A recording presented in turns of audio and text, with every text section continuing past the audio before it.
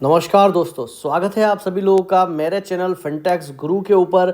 बात करेंगे हम आज बाजार में जो गिरावट हमें देखने को मिल रही है, वहां पर हमें किन किन स्टॉक्स के ऊपर अच्छी खासी खबरें देखने को मिल रही है और आगे हमें इस बारे में क्या करना है।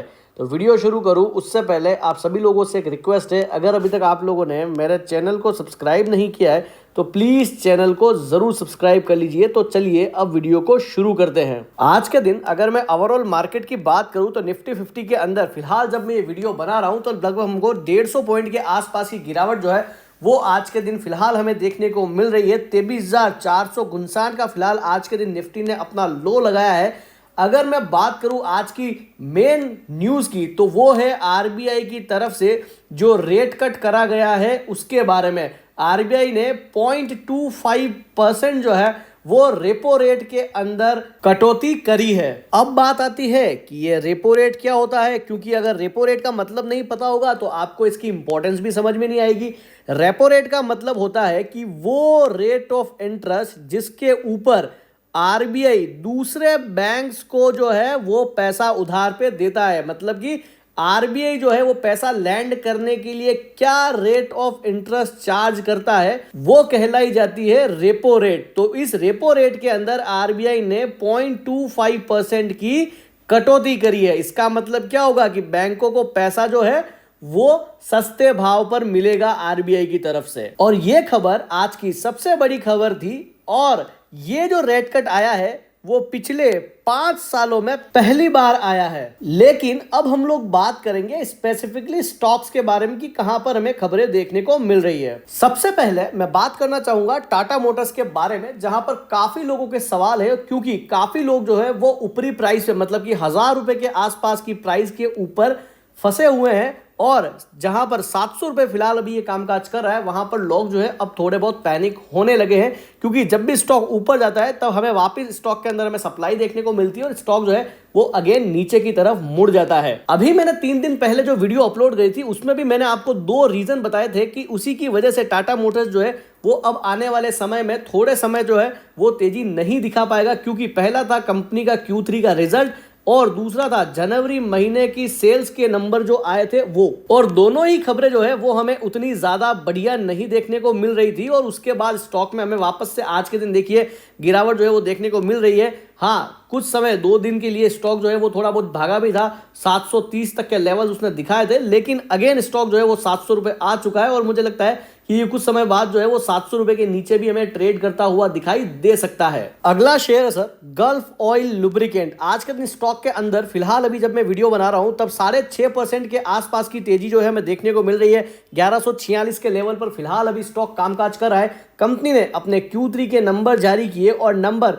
बढ़िया देखने को मिल रहे हैं और इसी के चलते ये स्टॉक के अंदर में शानदार तेजी देखने को मिल रही है। अगर मैं अर्निंग्स की बात करूं तो सालाना आधार पर रेवेन्यू के अंदर हमें लगभग 12.5% के आसपास का जंप देखने को मिला है। वहीं अगर मैं नेट प्रॉफिट की बात करूं तो सालाना आधार पर लगभग 22% के आसपास का जंप देखने को मिला है। अगर मैं एबिटा की बात करूं तो वहां पर भी बढ़िया ग्रोथ जो है हमें देखने को मिल रही है। लगभग 22.5% के आसपास की बढ़त जो है वो हमें एबिटा के अंदर भी देखने को मिल रही है। तो नंबर्स बढ़िया होने के चलते शानदार तेजी स्टॉक के अंदर हमें देखने को मिल रही है। अगला शेयर है सर कोचिन शिपयार्ड। आज के दिन स्टॉक के अंदर लगभग 4% के आसपास की गिरावट जो है हमें देखने को मिल रही है। कंपनी ने अपने Q3 के नंबर जारी किए एंड नंबर्स के अंदर प्रॉफिटेबिलिटी के अंदर डेंट देखने को मिला और इसी के चलते स्टॉक के अंदर हमें गिरावट देखने को मिली है। अगर मैं Q3 के नंबर्स की बात करूं तो सालाना आधार पर रेवेन्यू के अंदर लगभग 9% के आसपास का जंप देखने को मिला है। 1056 करोड़ के मुकाबले 1147 करोड़ का रेवेन्यू जो है वो कंपनी ने बुक किया है। लेकिन नेट प्रॉफिट के अंदर एक बड़ा डेंट देखने को मिला है। लगभग 28% के आसपास की गिरावट हमें नेट प्रॉफिट के अंदर देखने को मिल रही है। 244 करोड़ के मुकाबले 177 करोड़ का नेट प्रॉफिट जो है कंपनी ने डिक्लेयर किया है। वहीं अगर मैं एबिटा की बात करूं तो वहां पर भी लगभग हमें 23% के आसपास की गिरावट जो है वो देखने को मिल रही है। तो नंबर्स उतने ज्यादा अट्रैक्टिव नहीं होने के चलते ये गिरावट जो है हमें कोचिन शिपयार्ड यार्ड के अंदर देखने को मिल रही है। अगला शेयर है sir Bikaji food international limited. काफी भयंकर गिरावट जो है इस स्टॉक के अंदर देखने को मिल रही है। फिलहाल अभी जब मैं ये वीडियो बना रहा हूं लगभग 10.5% के आसपास की भयंकर गिरावट जो है वो बीकाजी फूड्स के अंदर हमें देखने को मिल रही है। Q3 के नंबर जो है वो कंपनी ने जारी किए और उसी के बाद से ये गिरावट जो है स्टॉक के अंदर हमें देखने को मिल रही है। अगर मैं Q3 के नंबर्स की बात करूं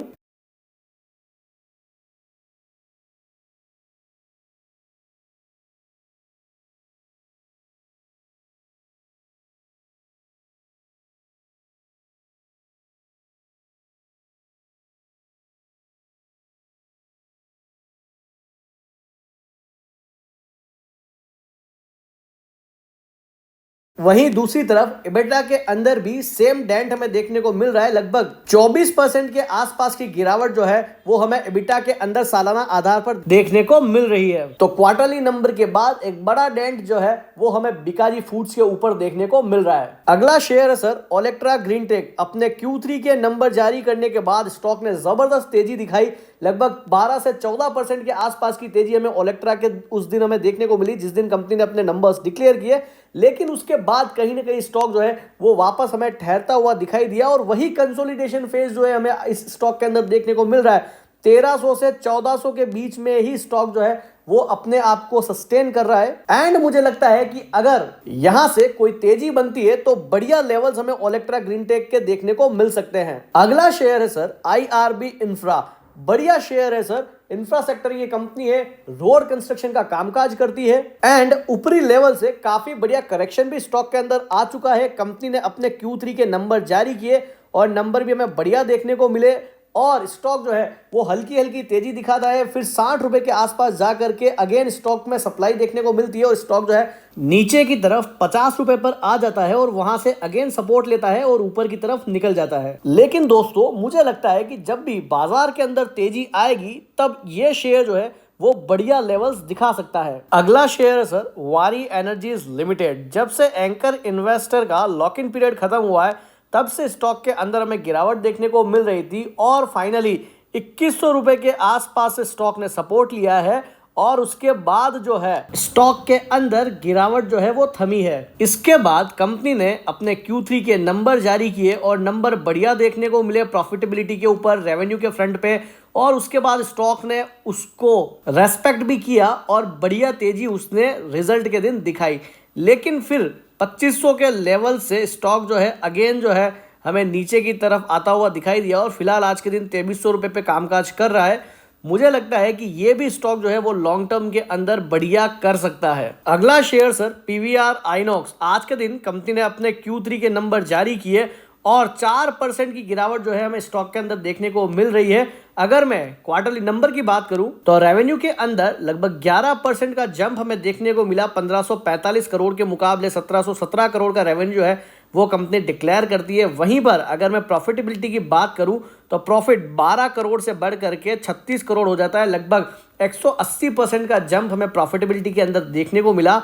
लेकिन अगर मैं EBITDA की बात करूं तो वहां पर हमें सिर्फ लगभग 7.25% की ग्रोथ जो है EBITDA के फ्रंट पर देखने को मिली है एंड रिजल्ट के बाद 4% की गिरावट जो है स्टॉक के अंदर देखी जा रही है। अगला शेयर है sir state bank of India. आज के दिन कंपनी ने अपने Q3 के नंबर जारी किए। फिलहाल अभी 2.5% की गिरावट जो है वो स्टेट बैंक दिखा रहा है। अगर मैं नंबर्स की बात करूं तो नेट प्रॉफिट के अंदर सालाना आधार पर लगभग 84% के आसपास की ग्रोथ हमें देखने को मिली है और अमाउंट निकल के आया है 16,891 करोड़ रुपए का, जो कि पिछले साल इसी क्वार्टर में 9,164 करोड़ रुपए था।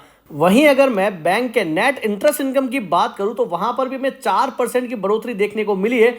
39,816 करोड़ के मुकाबले 41,446 करोड़ का नेट इंटरेस्ट इनकम जो है वो कंपनी ने डिक्लेयर किया है।